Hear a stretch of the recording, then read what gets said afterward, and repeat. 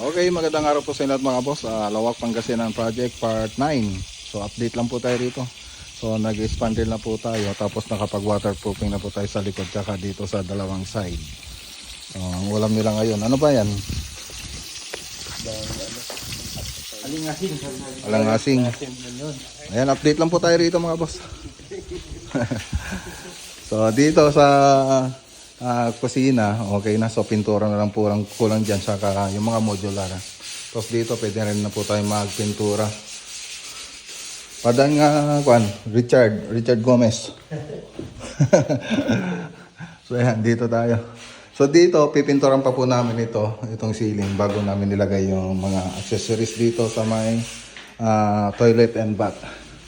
Tapos dito pintura pa rin yung gagawin namin dito bago natin lagay yung mga ibang accent dito sa salas natin.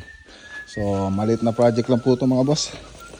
So update po natin yung ibang natapos dito sa may gilid. Dito sa kabilang gilid nakapag-expanded lang po tayo. Ayan, wood grain po yung napuilan nilang ano dito na spandrel. Okay, so ayan, nakapag waterproofing na. So susunod na i-deliver natin dito yung mga skim coat na galing kay Contact. So ayan po yung gagamitin natin skim coat dito. Okay, so yan lang yung update dito sa Lawak Pangasinan Project, Casan Estebanan. Magandang araw po sa inyo lahat at God bless.